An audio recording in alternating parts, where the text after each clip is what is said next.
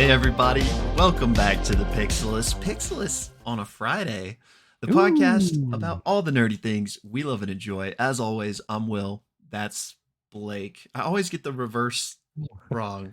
Um, You threw me for and a second. The pause, I was like, am I Blake? But we're good. mm, um, I'm Will. That's Blake. And today we're here to talk about a little Worlds Beyond Number, W cubed, Mm. as somebody suggested, and now I'm butchering this, but yeah.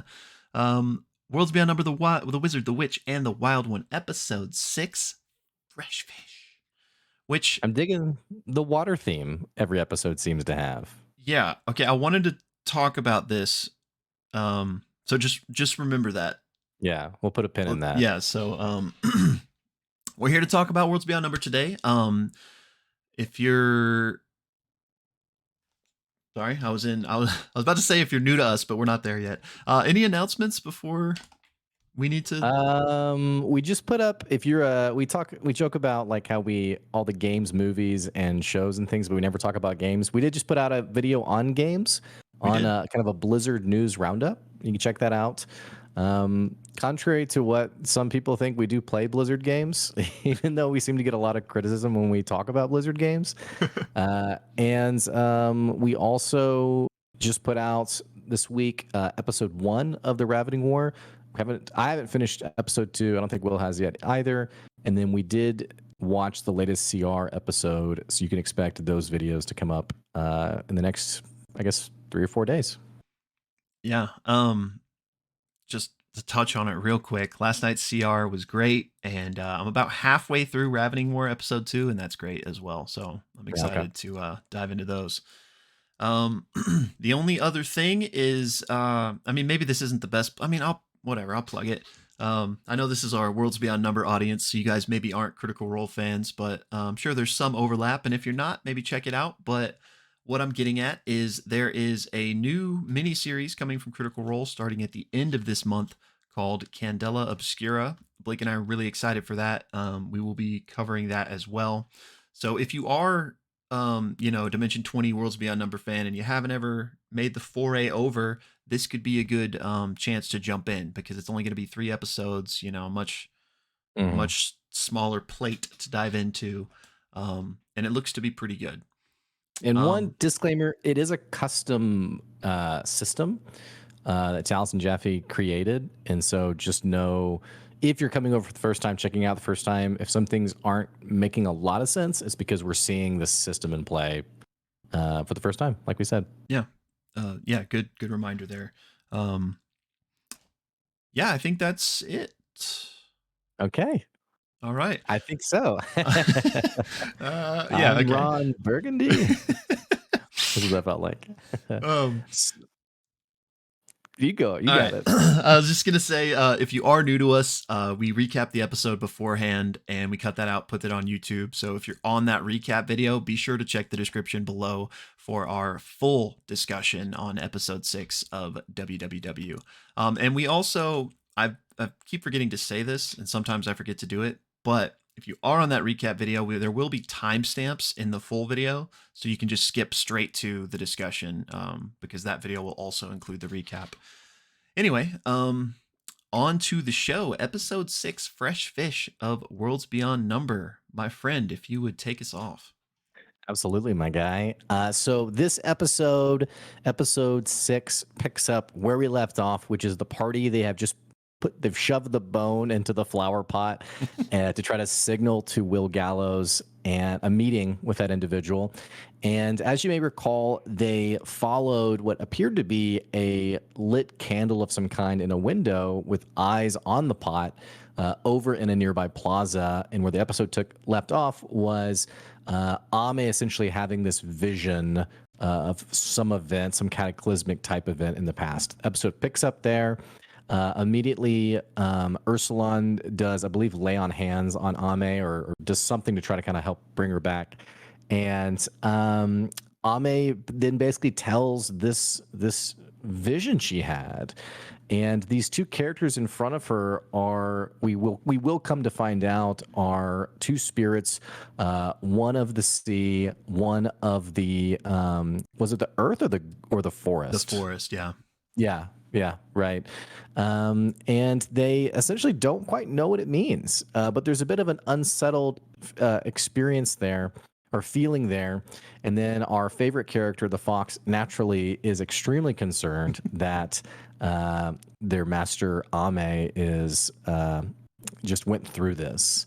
The party continues into this building where this window was spotted, and they come inside to find this very bougie, well-to-do. I think Brennan described it almost like a museum that had been like repurposed in some way, or like some historical building that had been repurposed into. It is essentially like a gambler's lodge, so to speak. It is a place with all sorts. Actually, I'd say like a high-end casino is kind of where my mind goes. And this is the Ace of Wands, and immediately they are sort of amazed, not quite by the stuffiness. Ursula notes that he's never been somewhere quite so expensive and is immediately sort of put off by, I've lived this impoverished lifestyle and here I am now with my friends, really out of place. There is a host who is part snooty, part just more, I guess, a high end, expecting high end guests. Basically, ask, how are you? What's your names? Ame gives them like, here's who we are. We'd like to play. We'd like to play a game. And unfortunately, all the tables are full. And so they are instead led up to what's called the drawing room. It is kind of like this cocktail bar area where people come to relax and essentially wait for their turn to play a game. And so in this room, they order some drinks, some very odd drinks. What was it, like hot vodka or It was something? hot, warm wine, Yeah, and then warm Ursulon wine. had That's right. whiskey. Yeah, I've never had warm Yeah. wine. It was very interesting. I don't know if this is a thing or if they were doing a bit or what, but all that to say, Ursulon, I think, has 3 whiskeys and like slams them down like Yeah. one after the other. Is like, I've never had good liquor before. And they basically talk about like, what should we do? What's our game plan? The Fox, by the way, has never had alcohol before, and they're like, sure. Which I don't know if this is like animal endangerment, but they're like, yeah, Fox, go ahead. The Fox quickly becomes drunk, and not only becomes drunk, but very quickly moves into having a hangover where the Fox is like, I hate everyone. I hate everything. I hate alcohol. All this to say, they are trying to figure out what to do next, and they're basically looking around the room to see like, who do they notice. And in the room, there's a couple things that happen. Suvi hears chatter around some names that are mentioned that keep coming up in conversation. One of them is Pain. One of them is Moro. She doesn't recognize either, but there's a third one, and I can't remember. I think it was like Galvani or Galani or something like that. And I apologize, I can't place it. See if I But can find it. she recognizes this to be an abjurer, either from the Citadel or part of maybe from her past. I can't remember. It's not a significant name in the sense of like she's run into this person before. She just recognizes the name and is like, Yeah. I've heard that name before. Sorry to cut you off. It is Galani, and it's an abjurer high up in the researchers' corps at the Citadel. Great. Perfect. They also note this man who Brennan describes as having like a what's the actor's name? Sam. He's got this amazing mustache, and this guy has what appears to be a cudgel resting on a table, and is reading a newspaper. And I think you're confusing two people. the bartender. The bartender was is the mustache guy. Yeah, that's right. That's right.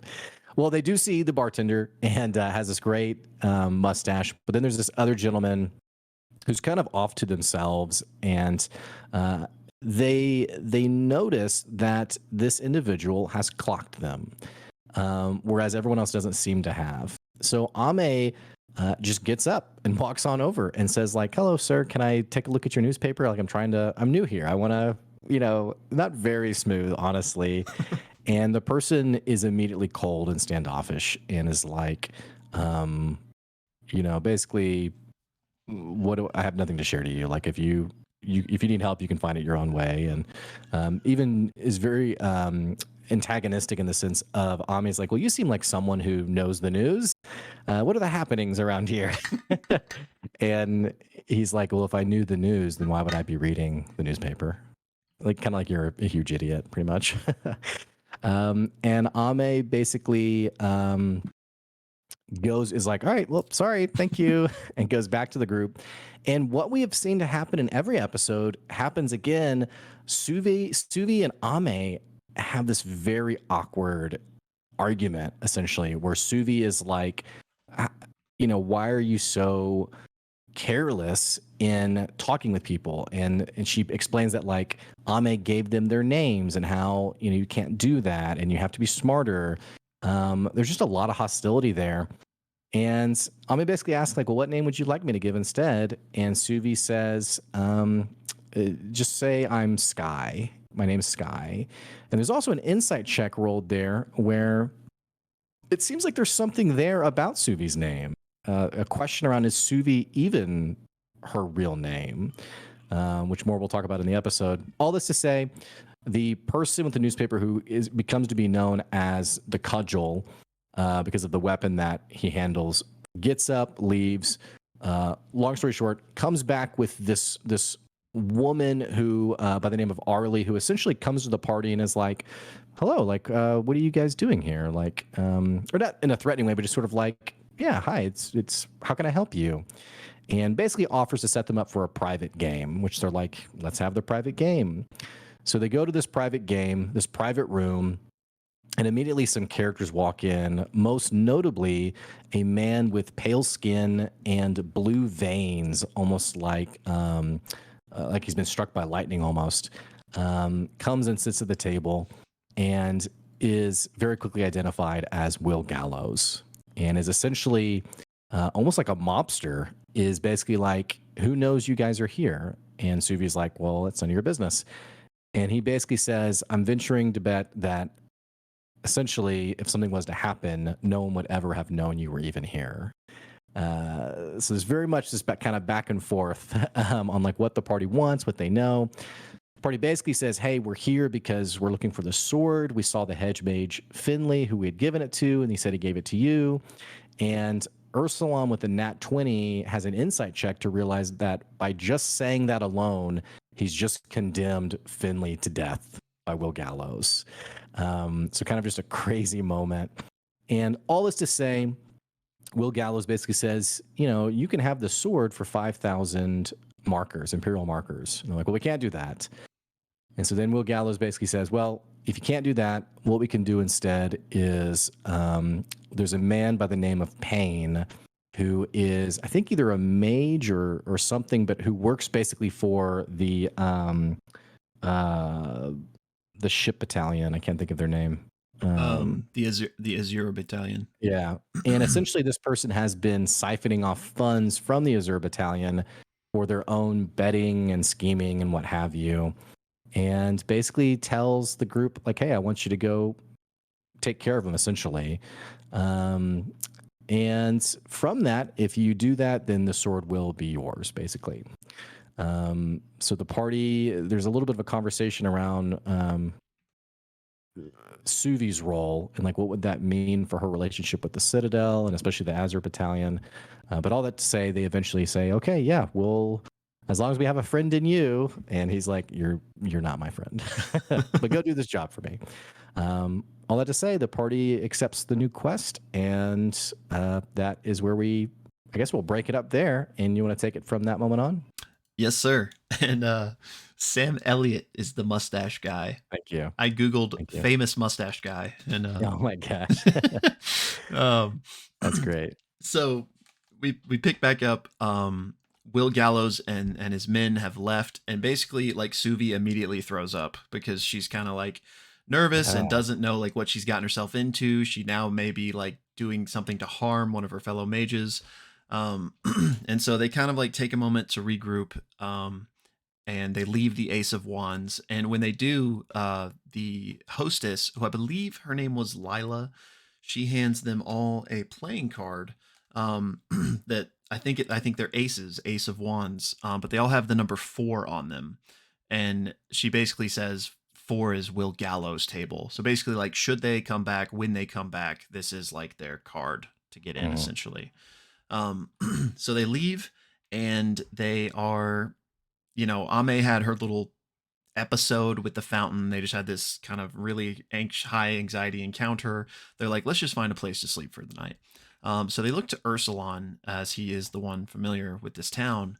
Um, and he wants to stay someplace, nice, but he realizes, I'm 5 gold in the hole from borrowing that Mhm. money from Suvi for the silk cloth. Maybe even more money in the hole because he borrowed money from Suvi for the drinks. So he's like, let's just go somewhere I can afford. So they go to this place nearby that is just, this kind of beaten down Yeah. Motel 6, essentially. And they get a single room for 3 copper that they're all just going to split. And the only really detail we get before they go to bed for the night is that through their window, they can see those lights out in the ocean, the same ones Mhm. that they saw coming in. The next morning, everyone's hungover, or mostly hungover, including the fox, like Blake alluded to. And Ame makes this blue liquid with her alchemy kit to kind of rehydrate everybody. It's basically Gatorade, it seemed like. And then there's this moment where Ame and Suvi kind of apologize to each other for their little tiff that Blake mentioned in the first half of the recap. And Suvi just reiterates again that, you just need to be careful with my name. Um, and like Blake mentioned, there's this kind of like this moment of like an insight versus deception check where I think Aabria states above table, yeah, it's like a lie of omission. But I Right. I Yeah. don't think Ame rolled high enough to get any more information than that. And we'll dive into that in our discussion. But yeah, she says, refer to me as Sky in the presence of strangers. And Ursulon says, yeah, if you want, you can also call me Bear or Toma. I've gone by both of those names. Yeah.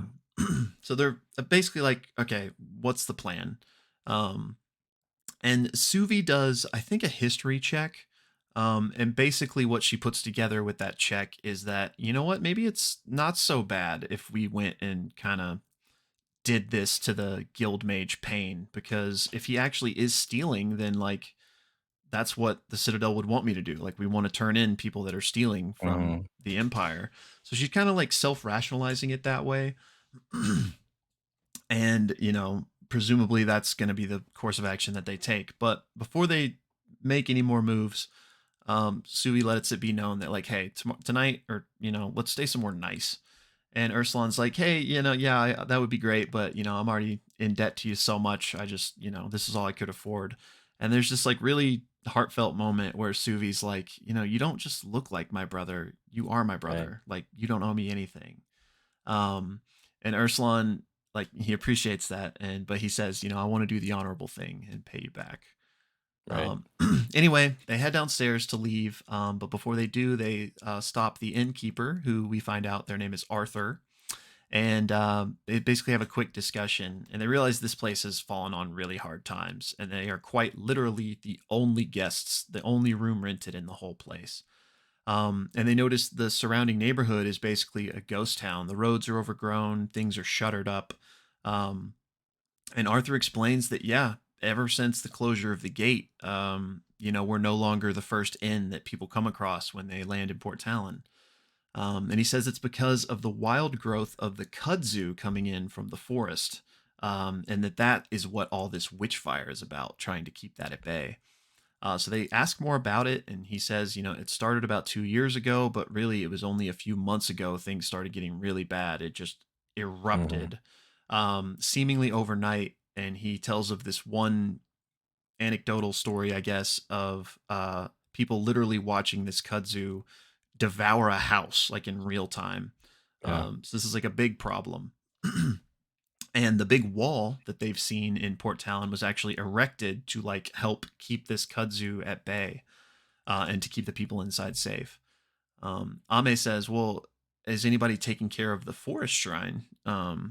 Since this wall is up and, blocking it. And Arthur says, no, the people that live there, they had to move out. Right. They then ask him about the wizard lights out in the ocean, and he says that's the wizard Derek's, but doesn't say anything more than that. Yeah, people are like, "Oh, okay." Yeah. Yeah. So I don't know what a Derek's is. Maybe we'll dive into that into the discussion. I think it's like a I think I'm gonna say this, but it's only I'm realizing as I say it, it's only because it rhymes. I think it's like a barracks. Oh, all right. Well, more on that later. But he doesn't know any more than that. Um, but before they leave, kind of having this moment with the innkeeper and realizing they're having a hard time, Suvi does give him a gold and says, we're going to rent the entire floor for two Right. weeks. So he's hyped about that. But Ame then actually asks Arthur if, he can share any local mythology. And Brennan, basically how he handles this is he says, all right, I'm going to roll a luck check. And like, depending on how well he rolls, it will, be what he divulges. And I didn't write it down, but he rolled pretty well. So I'm just going to run through what he shares here. First and foremost, he says that shrine she was asking about is about a day and a half away. But more importantly, he says that before Port Talon was Port Talon, the lords here were said to host great spirits. And the first castle that was erected here was actually said to be a gift to the grandson of Naram the Wave Lord and Orima of the Reaching Green, which are the spirits from the statue in Mhm. the fountain. Orima was this conquering spirit queen of the forest whose father was a great battle lord of the sky, and only the gentle touch of the waves could calm her fury, aka Naram. And Naram taught the people here how to fish, how to swim, and he was the lord of gentle seas. Um, Arthur also tells them that the Golden Crest is a fisherman's village on the edge of town, and if they do go over there, a way they can get in good with them is to like touch their brow and say blessings of Naram. It's like a gesture they do.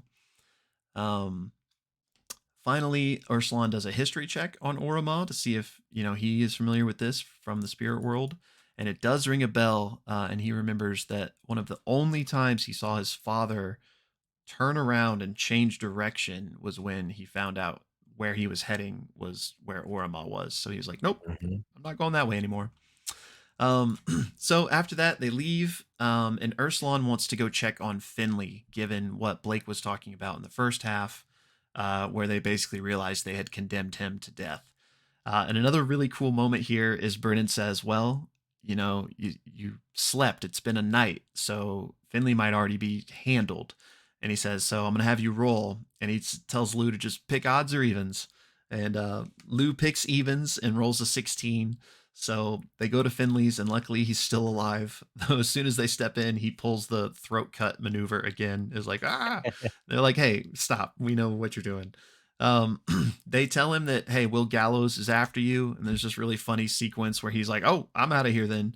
Um, Gathering up his things, and as he does, Suvi is like, "Well, let me see if I can like nab anything while he's distracted."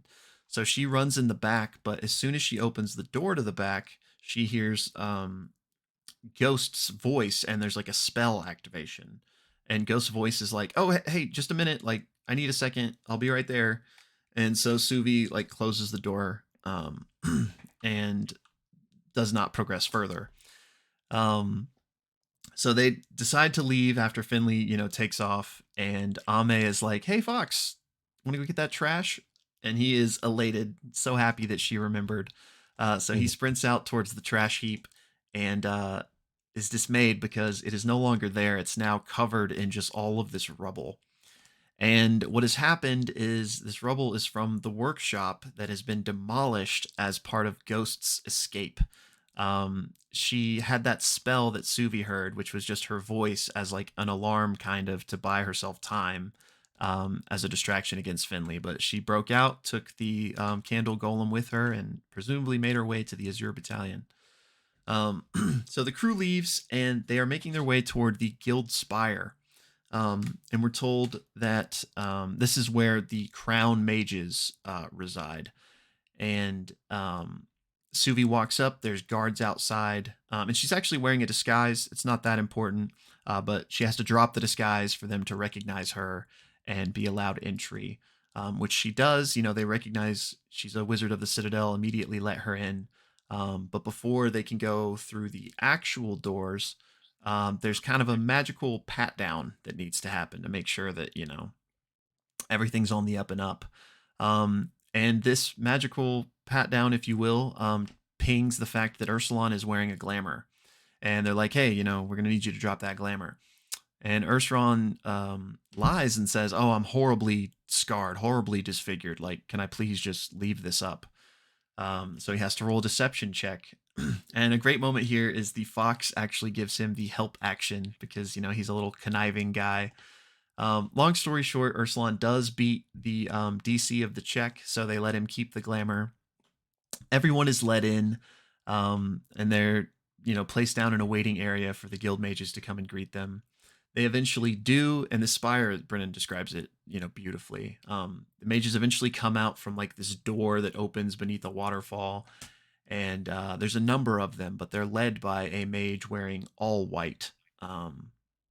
And as he comes out, he is so honored to see Suvi. He instantly recognizes her as, the apprentice to Archmage Silence, but also as the daughter of Soft and Stone.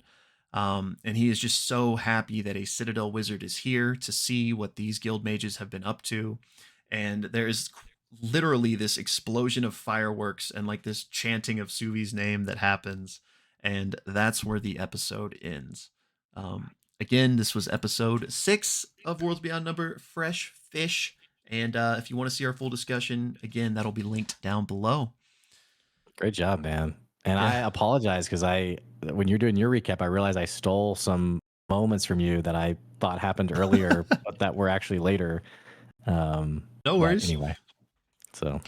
But yeah, that was it wasn't, I guess it was a long episode for Worlds Beyond. Yeah, I think it was like 2 hours maybe or Yeah. something like that. So yeah, thanks for bearing with us. There was a lot of info to cover in that one. But yeah, man, let's dive into it. First and foremost, the huge. What'd you So think? I loved it. Loved it. Me Really too. liking this group. Loving Brennan's style. And it was just a really good episode. Brennan's so gifted at creating like atmospheric moments and kind of guiding the players. Like I think about that Nat 20 insight from Lou, where Brennan mentions that Finley is now a dead man. And you can almost feel the table being like, bro. Yeah.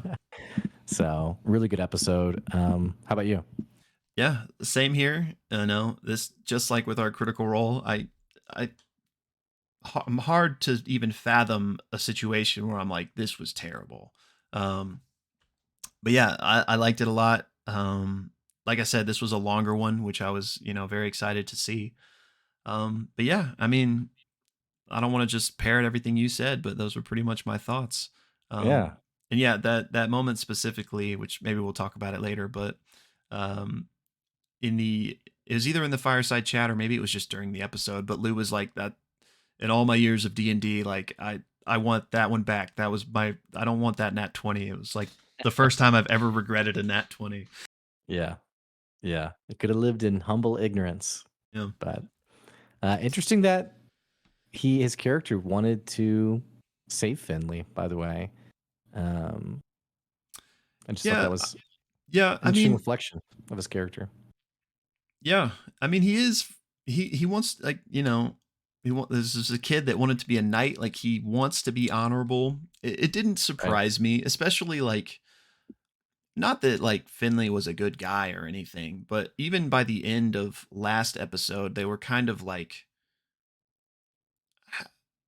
agreeable, not agreeable. I don't know, but it seemed like there weren't really too many hard feelings, at least from Ursulon's side, you Right. know.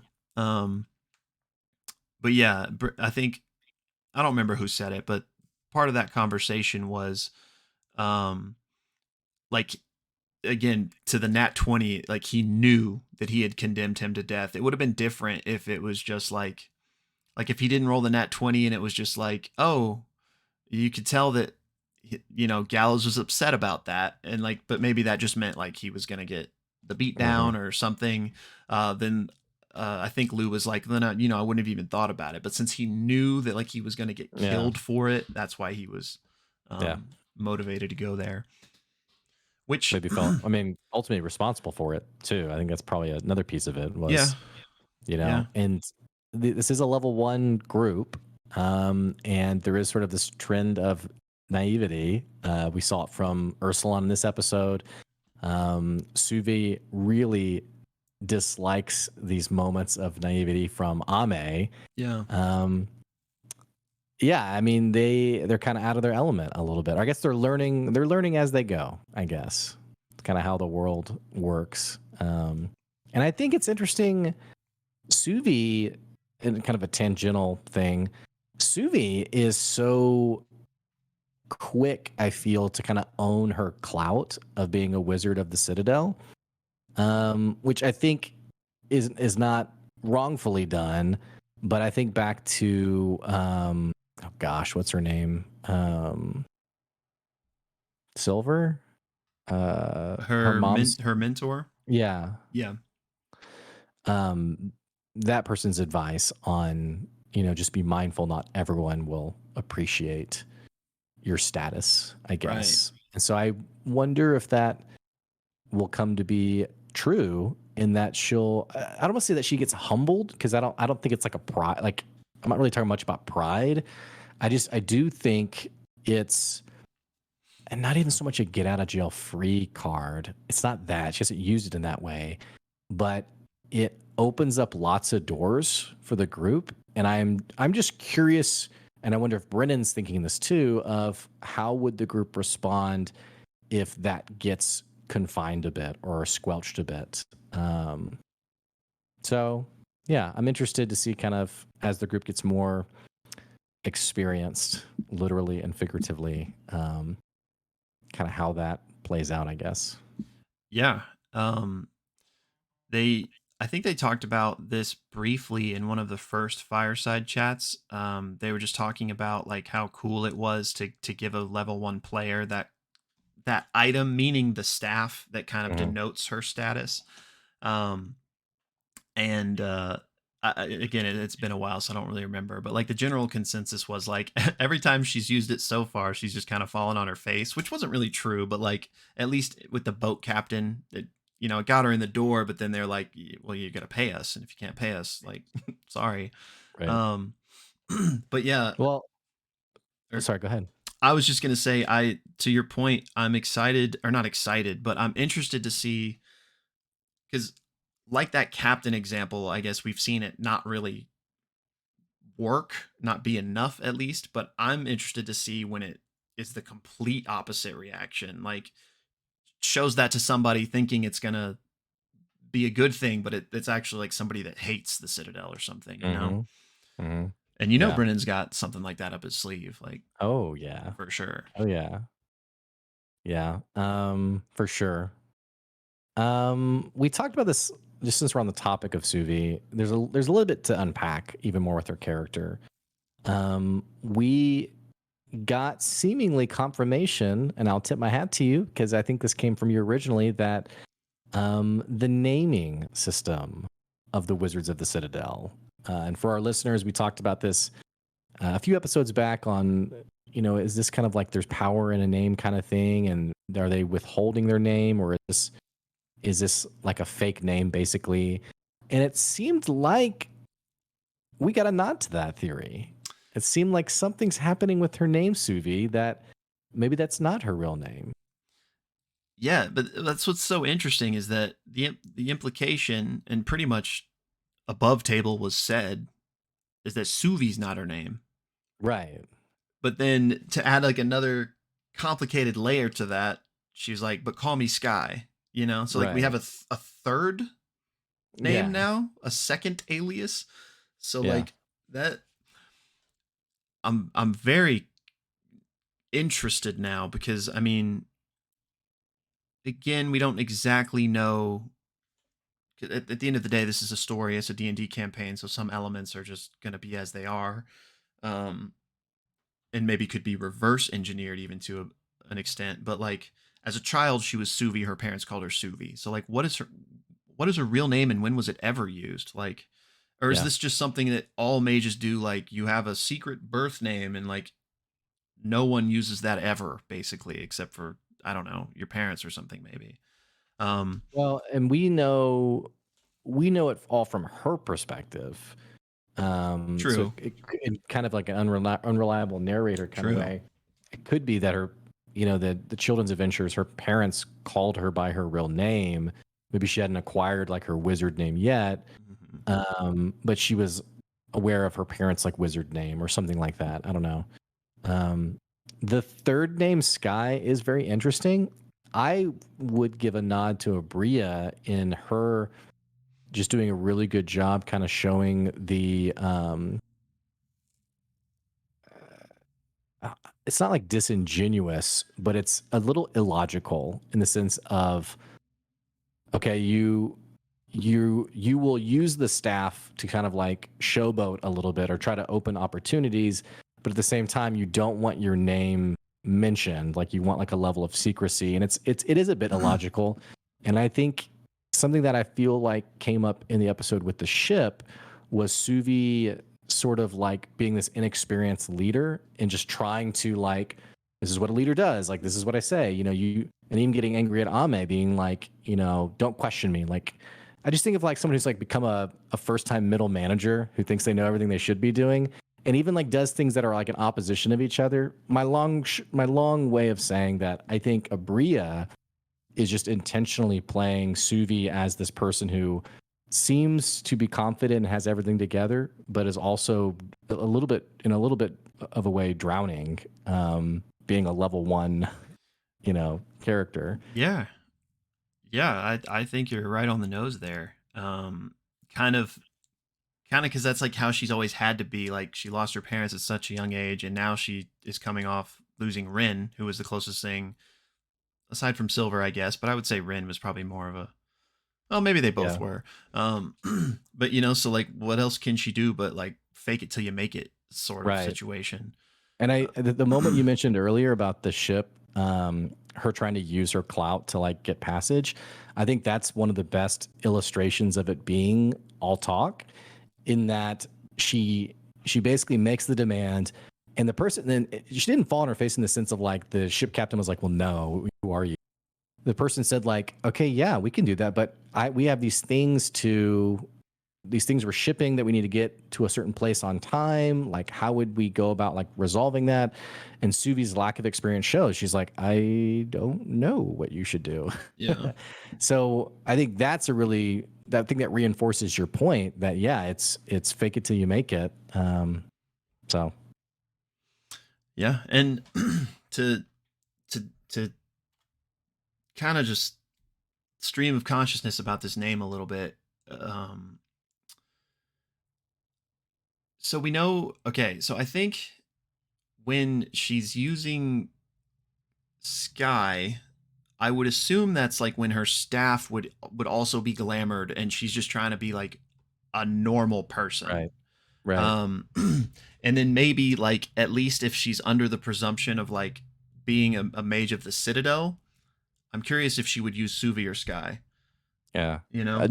Notably, another S name, by the way. Yeah, and this is something that was asked around this subject in the fireside chat as well. And Brennan said, like I'm not like that's something that'll be unfurled as the campaign goes on, so he's not really going to explain it. But he did touch on it, and the thing he said was, "Who says there's only one naming convention?"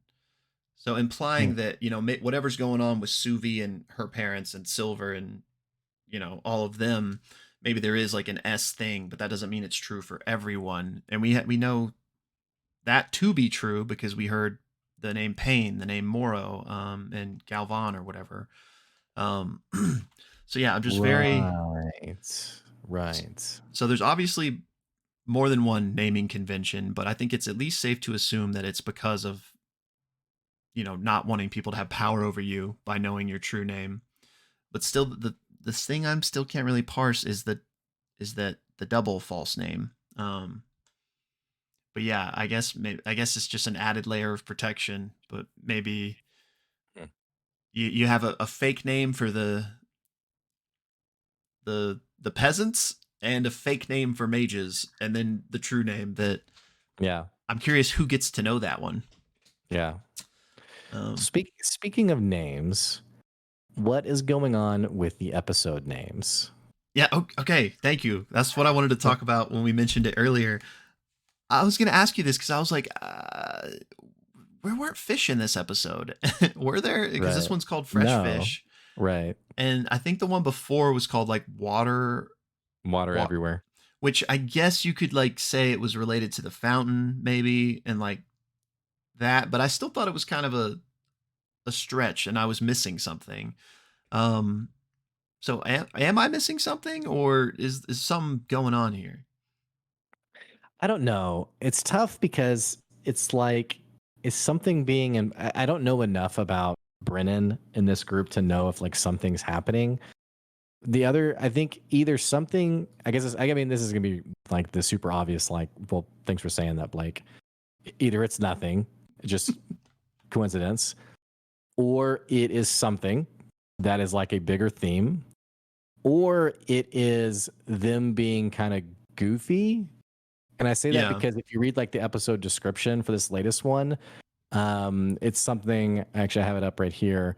Um, you know, Port Talon's great. Making new friends is easy unless you don't think someone might try to take advantage of the. No, don't even say it. Who would do such a thing? Nobody in Port Talon, that's for sure. Great town, good schools.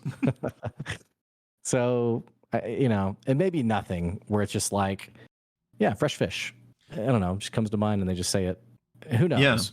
But there's definitely like a nautical theme of these last, I guess, 4 episodes that aren't, there's not a direct tie to the content of the episode. So, like, what's going on here?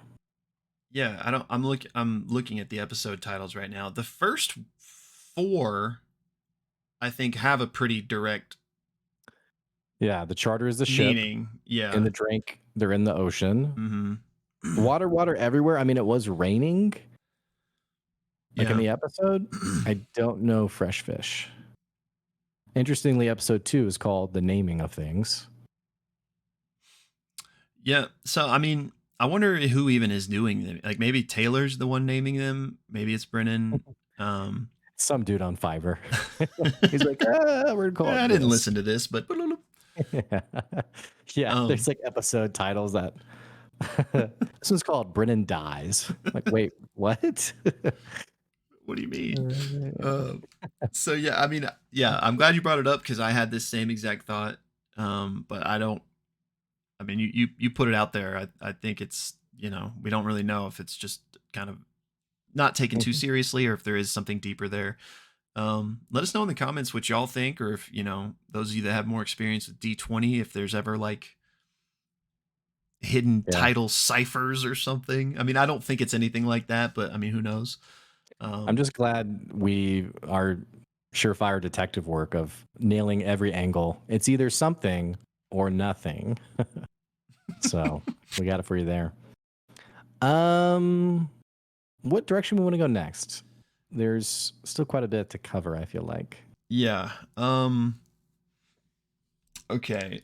Uh, I was gonna say while we're there. I guess we weren't really there, but speaking of the names and stuff coming from the the Ace of Wands, Will Gallows and just that whole situation. One, I'm curious about what games are played there. Bowling is apparently one. You Yeah, know, but here's the thing: is this might have been a Taylor Moore thing, because like the sounds of, I don't think Brendan actually said like the sounds of pins. I think we heard like bowling pins or something. Um, or did we? it, I mean, I, I don't know what I don't know what's the difference in what you're saying there. Oh, well, the difference is, and this isn't even that insightful a point, but when I think about like the kinds of games played, if there's bowling or not, this is all in like the subline of like, does the Ace of Wands, I think I might have called it the House of Wands, Does the Ace of Wands have a bowling alley in this, fantasy place? And where my mind went was either Brennan said something or Taylor Moore added like a bowling sound Oh, I see what you're saying. without, maybe Brennan, because remember Brennan's talked about like how when they play, there's no sound effects. Obviously, there's not Mhm. even music playing. Um, so Brennan's conception of this place might actually be a bit different from how Taylor Moore has characterized it. Yeah, that's fair. And I can't remember well enough to say, but for I thought Brennan said it. But it's entirely possible that He did, yeah. oh, You hear the rumble of pins and balls downstairs. which So kind of not the point we're talking about, but I loved that moment with the insight or whatever being that they how had that loud game playing in case they needed to kill you guys up here. So like mhm. they would have the muffle of the loud noise cover their screams or whatever. Um, Jeez, thought Brennan. yeah, thought that was cool. And also Yeah. quick fireside chat moment is one of them asked like, so in any world, like, were we getting in a fight in the Ace of Wands? And Brennan was like, yeah, in the world where the campaign ends. Like saying that like they would have just had the floor mopped, which I mean they're level 1, so it kind of makes Yeah. sense. Um I think, remember, Ame has like 8 hit points. So, yeah. Okay. That's really funny. Yeah, Will Gallows is interesting. It was interesting too because I think also there was an insight check where Brennan basically said like Ursulon realizes that Will Gallows doesn't particularly have any use of the sword, or maybe doesn't care much about it, but yeah. sees an opportunity to take care of this other person, Pain, um, which I know it was kind of positioned as Pain was kind of siphoning off um, the Azure Battalion's funds. But was Will Gallows saying like there was a debt there, like where Payne has like accrued a massive debt with him, or just because it was kind of like a weird, overly pious thing of like he's doing this, like go. Yeah. I I had that same bug in my ear about that. Here's how I understand it. This dude comes to the House of Wands, Ace of Wands, gets in a bunch of debt, and the way he pays that off is by stealing from the Empire or whatever, Azure Battalion. Mhm. So you would think if as long as Gallows is getting the money he's owed, why does he care? Right. Um, so I feel you on that. I'm not sure. My best guess would be that this dude is a d bag. Maybe comes in here, flaunts his status as a guild mage or something. Um, maybe he's just a thorn in his side, and so he just Mhm. is using this as an opportunity. Even though Will Gallows may be flush and maybe isn't owed money, maybe he still Right. is.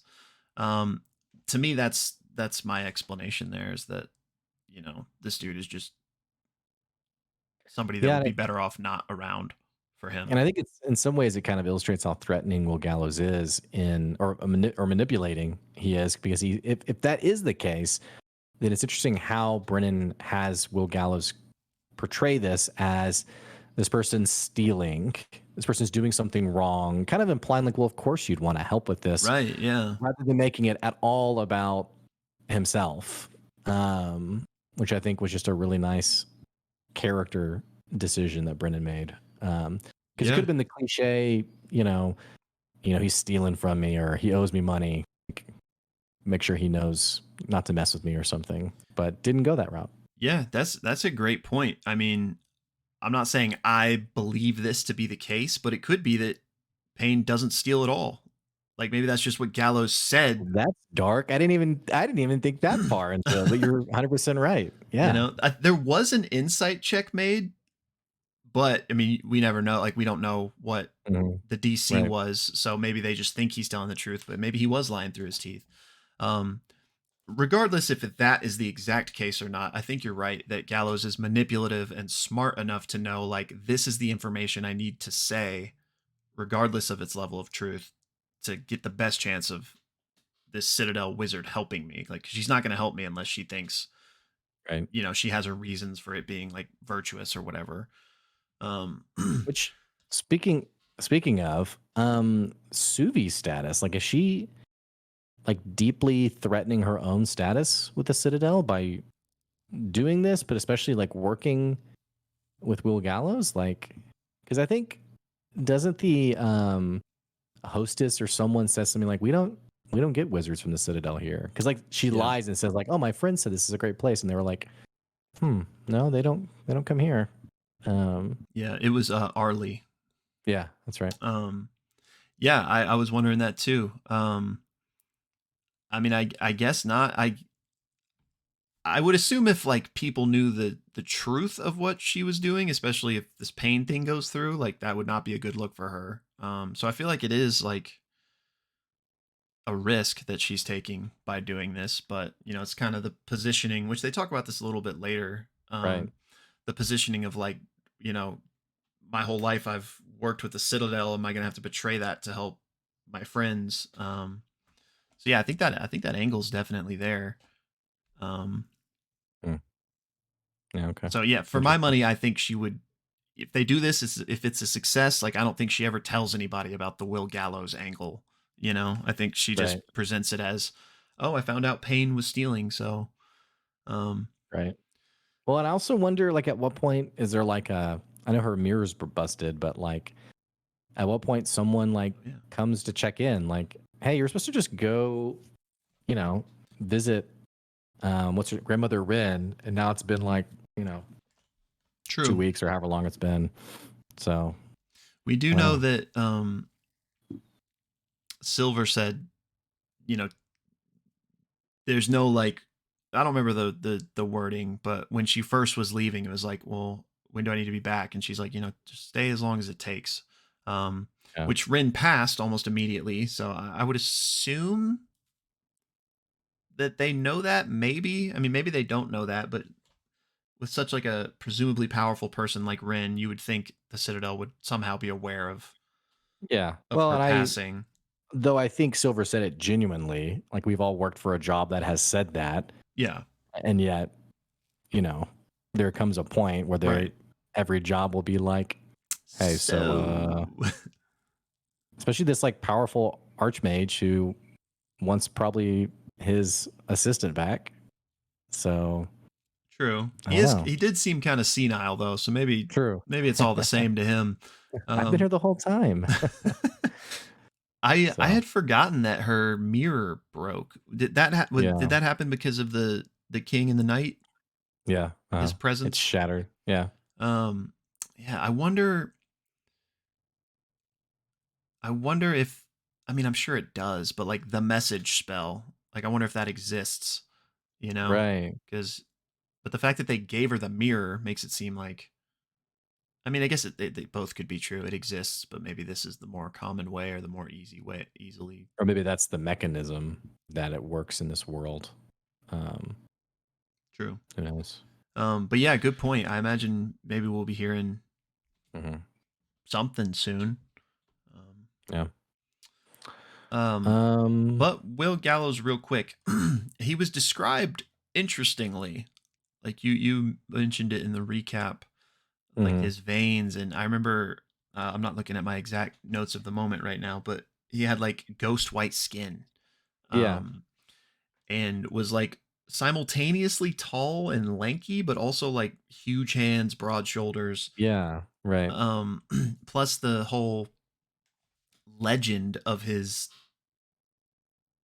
backstory being that like he was hung and then came here. Like, It's hanged. what do we think the deal is? Like, the way he described him kind of was like a corpse, sort of like kind of feeding into that. But I wonder, like, is he human? Is he, I don't know, like, is he like Laudna? Like, does that type of thing exist in this world? For those of you that don't write Critical Role, Laudna is a. Do you remember what the name for it is in Hollowed one. Hollowed One? So yeah, I wonder if he's like the Umora version of Hollowed One, or you know, maybe there's nothing to unpack there necessarily. Maybe it's just flavor and, you know, rich Hmm. backstory. But um, I'm definitely curious. Like, I want to know more about him. And I stupidly, just listening to this episode, put together Gallows being Bro. probably not his real last name and more of feeding into the legend. Yeah, bro. Yeah, I think the description were that like he looked larger than he should be or something like that. In addition to what you said, like the lankiness of him, so some kind of like magical thing for sure. Do we think he's a spirit? Yeah, I was wondering that as well. Just especially, I mean, not that this is definitely not like a telltale sign of a spirit, but it just was fresh on the mind because Ghost had ghostly white skin, and she was a spirit. So that's just like where my mind went to when Brenna described his skin that way.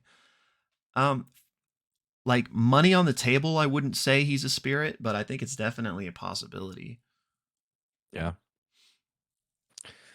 Okay. Speaking of spirits, we got some more context about the two spirits, the dancing statue. Yes. Um, it's this is like a total jump ahead. It's interesting that the gentle ocean Nasam Naram, I think. Naram, that one's face had been vandalized, and not Yeah. the other one, which is the implication of the kudu.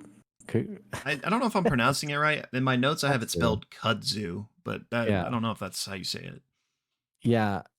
Do we think that's related in some way? And even Ame's vision of like thirsting vines that were bringing ruin. I feel like it has to be.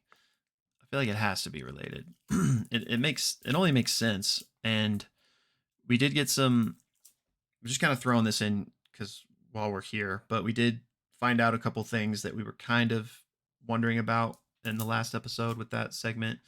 One, this did happen a long time ago, and two, in Ame's episode, there was mention of like the wall that was erected, and we know about the wall in current day, and I was like, is that the same wall? But presumably it's not the same wall, but I guess Mhm. just coincidental phrasing, because the wall in present day presumably was recently erected because of the Right, kudzu. right. um, but maybe it is like an intentional parallel, especially if the kudzu thing is because of Orima, because the wall erect. I mean, I'm assuming in that it was definitely, yeah. Never mind. It was definitely Orima in that flashback, um, where they erected the wall. But yeah, it's just like It's so interesting to wonder what happened because seemingly, at one point before Port Talon was Port Talon, the grandson of that couple was gifted the first castle or whatever here. So presumably Orima and Naram would have been on like good terms with the people of future Port Talon. I'm just going to call it Port Talon. But then in that flashback scene, like you mentioned, the vines, the spear from the heavens, which I think now would be a reference to her father. Hmm. Um, what happened that caused Orima to turn on Port Talon? Hmm. I yeah, I Unless that happened it first, and then he calmed and then her. it became Yeah. chill, and then they erected the statue. That makes more sense to me, but I also wonder if there's like a situation going on where like the lore has become so like optimistic and yet detached from like what really happened. Like I think it'd be interesting if these two spirits never allied, for lack of a better phrasing, but as people tell the story, it's you Hmm. know, um I can't think of it. It's like I kind of think of it as almost like a Columbus, Christopher Columbus thing, where it's like, yeah, and then all the Native Americans, they were all best friends, and then you Yeah. find out like many years later that how awful a person he was, Right. Which sorry guys, if I had to be the one to let you know. But so I do kind of wonder if any of that's in play of like how these two spirits are remembered, which was them dancing and kind of cute, I guess. This vision of that Ame got, if that is kind of the real, or it's what you said, like that's what happened first, and then they, you know, um, Naram sort of calmed her down, for lack of better phrasing. Yeah. I mean, it could be any of the three. You know, history is not told correctly. The attack happened first, and then they chilled and had peace, or they had peace and something happened that caused.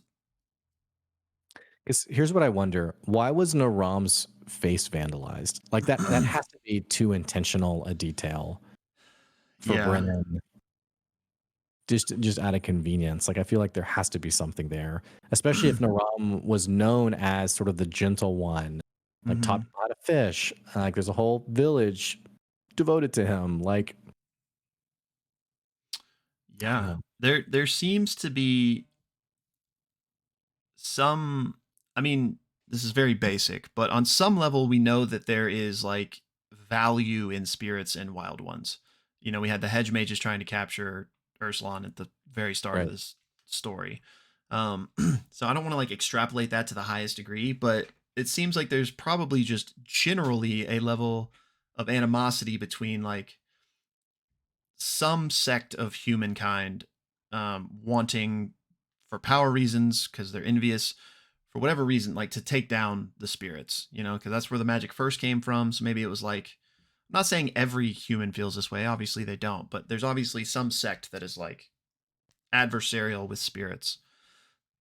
So maybe if if we are in the timeline of things were chill and then things got crazy for whatever reason, maybe it's because of this, that interaction, and maybe for that reason his face was defaced or something. But in that case, I don't know why you wouldn't deface both. I don't know. I mean, Mm. I do agree that it seems like it's more than just a description of normal wear and tear. It seemed more Mm. intentional than that.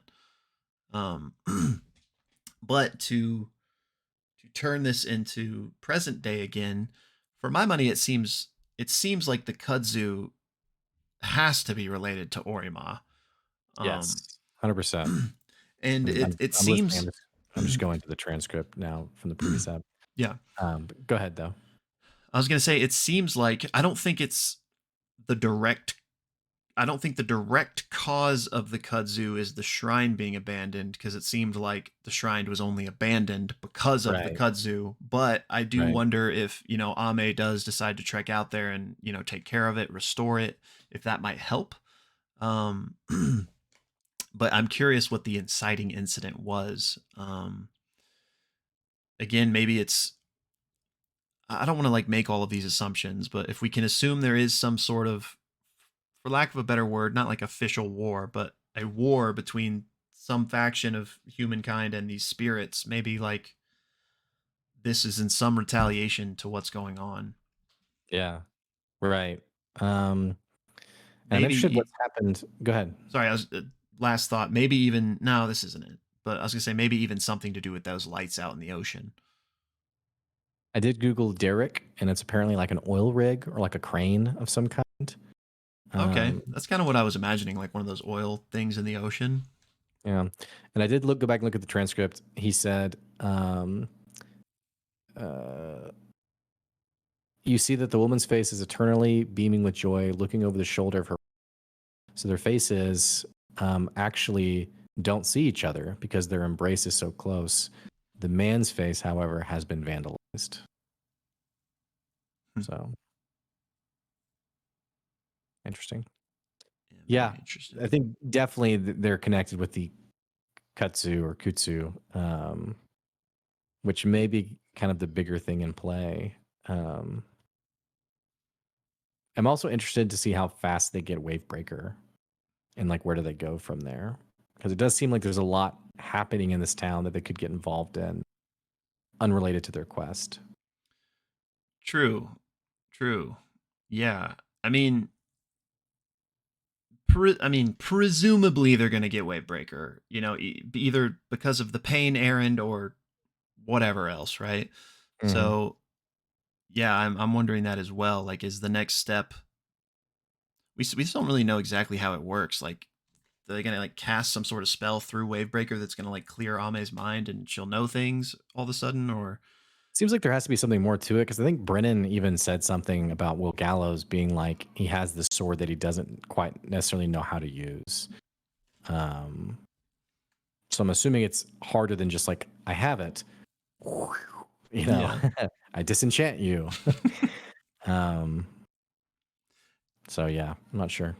Yeah, I'm now thinking about all of this in the context of whatever the heck is going on in general. Like what is the secret that Grandmother Wren thought she told Ame? What is this power Right. at the heart of the world? Like who cursed them and for what reason?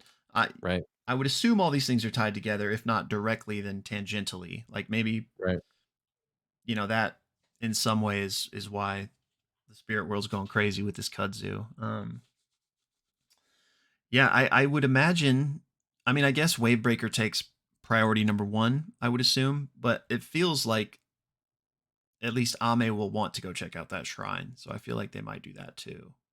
Yeah, I think if her duty, like she mentioned, is to sort of tend to the shrines, yeah, Mhm. um, I could see that for sure. I also wonder if those two spirits are alive still. I mean, presumably Orima is, if we're fair to assume that this is because of her, then duh. But could Naram have died? And maybe that's why she is no longer like that's why Mm. she doesn't have her calming presence, anymore, or Um, something like that. Could the thing in the ocean be disturbing Naram or like harvesting his energy or something, and that's got her upset or something? yes, I like that a I lot mean, for sure. ever since you said the oil rig thing, it makes me think like they're harvesting something out there. Oh, that's interesting. Yeah, You know? I didn't think of that. Yeah, interesting. Just looking at this transcript because I'm thinking about that. Yeah. Let me check my notes really quick.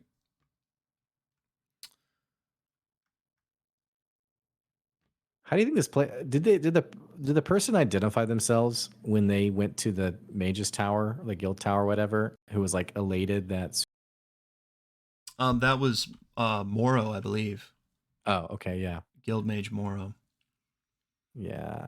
Uh, I also was very suspicious of that too. Of like, oh, great, the wizard's here. And I was like, are you Yeah. excited? How I It was a par- little over the top for me, is what it felt 100%. There were like. fireworks that came out. That's my point. That's why I'm like, mm, So yeah, I like parsed two main things from that. One, we already talked about this earlier, but Suvi sometimes tries to use her clout, and it's worked to varying degrees. But this is the first time somebody like knows who she actually is beyond yeah, just being a Citadel mage or wizard. yeah, Um, like he knows she's an apprentice to an archmage, and he knows her parents even. So it was cool to kind of see like the actual prestige of being this like child prodigy, as it were, to be the youngest archmage apprentice ever. So I think to me it was a combination of that, like meeting someone who is, I don't know, famous might be too strong of a word, but like famous amongst Citadel wizards even. But two, in the language he used about like, I can't wait to show you what we've got going on here. Like, a Citadel wizard has come to visit us. Like, I never thought the day would come, but I was still prepared for it. Like, so to me, it seems like he doesn't really know why she's there, and he thinks it's because like maybe he's gonna get some clout because like, oh, they're mm. finally gonna recognize what we're doing here. You read my email. Yeah, it's like, yeah, So I think it was more like excitement because of what this might mean for him, more than just excitement to meet her. yeah. Okay, That's how no, I was parsing it. yeah, no, yeah, that could work for sure. I didn't know if like since Pain and Mora were both mentioned a lot in the Ace of Wands, that Mhm. if they're in some way like connected, and this was like showboating in some way to like basically sort of like groveling to avoid suspicion, I guess. So I went a much more sinister route than it sounds like you did, which I think either could be totally doable. I actually really like your Well, um he wouldn't know that she even knew that though, right? I don't think so. I just think I think if you're doing something wrong and like a police Yeah. officer shows Yeah. up, I mean, you're Yeah. probably naturally like, oh, yeah. Yeah. That's okay. I see what you're saying. So yeah, and I'm also really curious to see how Suvi, does she sort of gobble up all this, um, Yeah. she obviously was enjoying it from the start, but as this if this gets like a lot more, I can't think of the phrasing for it, but if it continues, I'm just curious.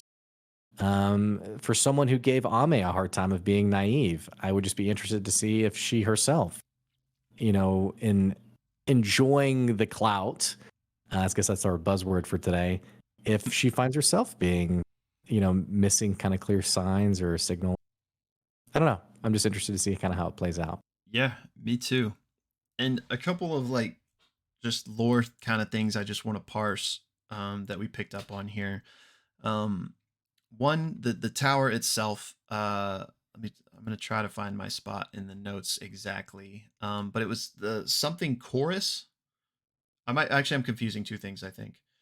Do you know what I'm talking about though? Yeah, was there like Uh, a Let me find it.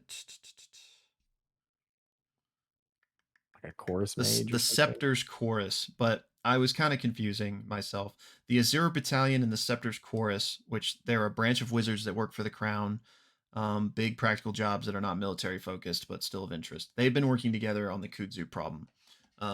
So I did want to bring that up, but that wasn't what I was trying to talk about now. The this guild tower. I don't know if it has an official name. I can't remember it if it does. Um, but these are also mages of the crown, and we've heard this a few times, but the Sarah or Sarah Imperium.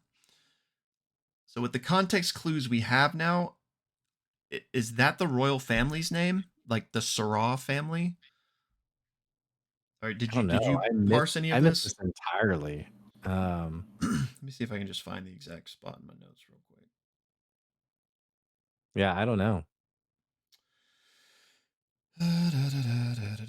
Yeah, okay. Go ahead. I was gonna say, I will say it was interesting kind of getting more insight, like the hierarchy of magic Yeah, users in the Empire. I think it was something like they were looking at Suvi with like thinking of their own aspirations. Um, which previously I kind of thought of like everyone who becomes a wizard is part of like the Citadel, and it seems like not only even though Suvi is level one, like this very level of yeah, wizardry, I guess. yeah, Uh, 100%. I was gonna bring up the same thing.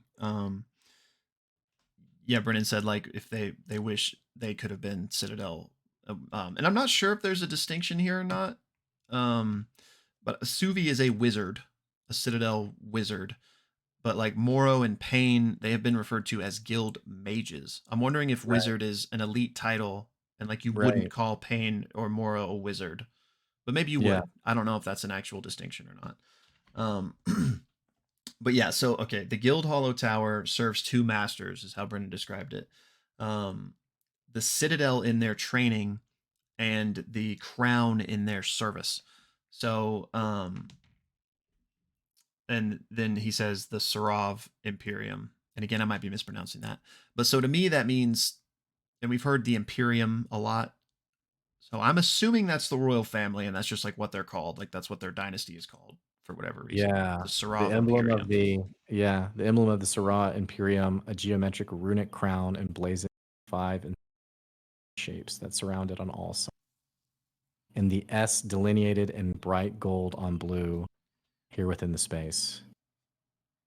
Is this also maybe the reason that the most elite wizards have an S name? Like, is it out of like Hmm. adoration or like reverence of the royal family?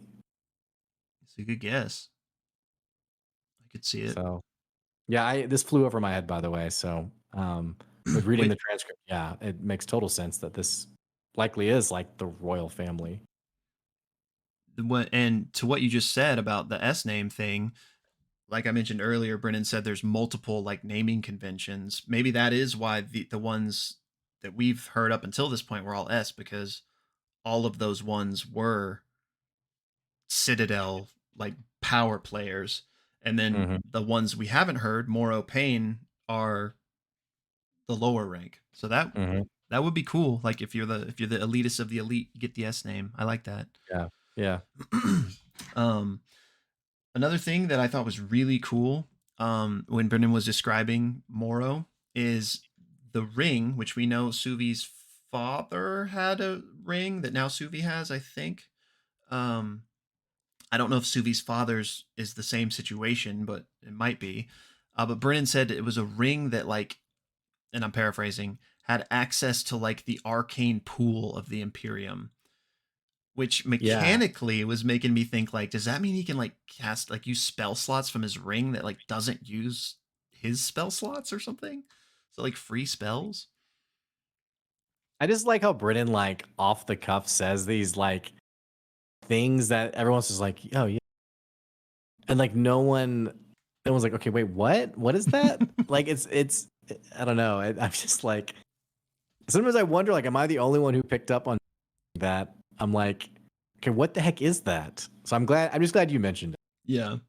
I mean, I So guess the in world, I guess. I mean, like, I don't think Ursulon would know what it meant, but like mhm, that would be like a common thing for a mage to have, you know. So yeah, like, um, yeah, I just thought that was really cool, and it made me wonder how it worked. And it's just cool to know that, like, presumably, at least all the powerful mages have like this yeah, arsenal on their yeah, finger. And he like mentioned the scroll that he carried like contained multiple spell books. yeah. Just some really cool like world building, I guess would be the appropriate phrase. Hmm. Um, but yeah, I'm excited to see, like you said, how Suvi reacts to this praise, and to like what happens when Moro finds out that like she's not there to like, Right. lift him up Yeah, necessarily, if the yeah, attitude changes. right. Which, quick question, do we know why they went there? I think they're inspecting pain. They're trying to get to They're just pain. trying to get some more information. Okay. I think pain might even work here. Well, I think he works for the Azure Battalion, which I don't know. Maybe I think they're separate entities, but maybe not.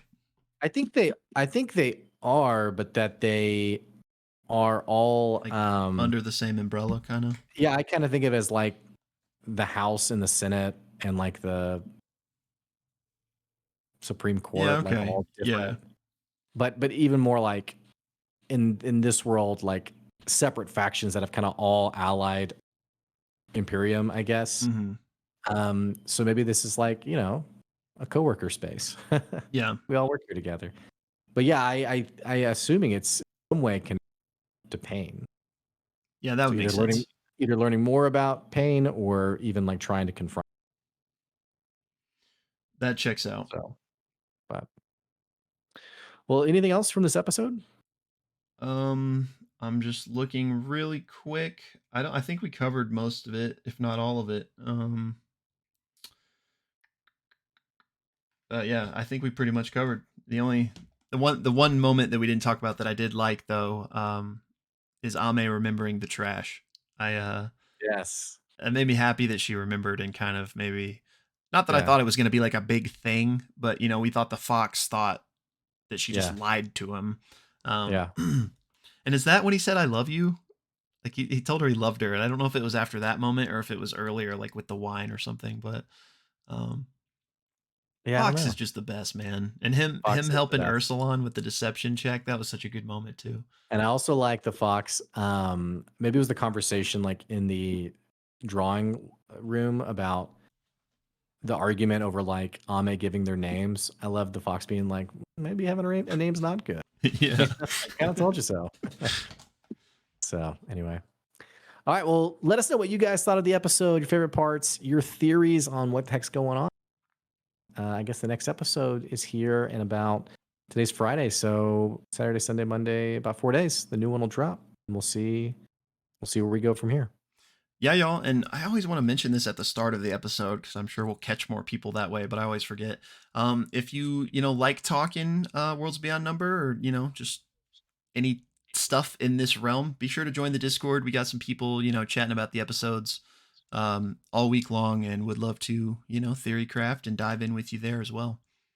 Yeah, and unrelated to Worlds Beyond, I did jump in to the live chat, which we have a live chat for Dimension 20 for the and also Critical Role. That was really fun being part of. So definitely echoing Will's encouragement. Join our community. Feel free to let us know what you think. Yeah, I'd love to do. It doesn't really make it's harder to do like a live chat along for something like this that's audio only, but Yeah, it would be fun like at least every once in a while if we set up like all yeah, right, we're all going to listen to it at yeah, everybody press play and we could talk while it was going on. yeah, So no plans for that like right now set in stone, but again, another reason to join the Discord because I would like to set something like that up. yeah. Thumbnail. Thumbnail. Got any cudgels around? No. I I have a water bottle. It's a big one. That's pretty much it. okay. Oh, do I have any playing cards? I have a business card. I thought I did have playing cards around here.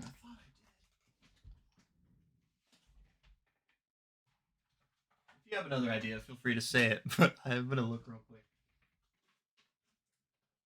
Oh, I do. Bro, you know what I do have actually? This is like the longest setup for a thumbnail. What do you got? Hang on one sec.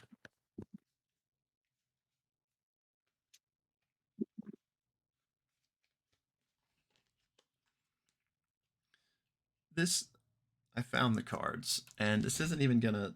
It's gonna be so small on a thumbnail, no one's even gonna What'd you notice. say? I was just kind of talking to myself slash the audience that I did find the playing cards. I do have this toy sword, my initiative tracker. Okay, I'll hold up this card. You hold up the toy sword. Yeah. It's Do gonna you be like this? this is gonna be so small, no one's even gonna know. But Yeah. all right, Hold it like a little bit out from you, I think, and that might help. like Well, just like closer to the camera. oh, Yeah, like that. Yeah. We nailed it, as usual. as usual. All right, guys. We love you. We love you very much. And is it Thursday yet? Wait, wrong fandom. Yeah. There's a. I don't know if this is gonna be a thing. Well, there was a thing in the episode that ooh, it feels like it might be a Oh, bit. yeah. Oh, I forgot about that. Yeah. Dang it. I wish I mentioned that. Well, we just did. I I'm love curious how if they were like, it's a cultural thing. Like, and you're all from the same place? so, So, I'm wondering if that'll be a bit, and then there's kind of a new bit potentially from the fireside chats where they're signing off by saying crackle crackle or cackle cackle, something to that effect. yeah, Um, okay. so crackle crackle, y'all. Yeah. Have a good weekend. See ya.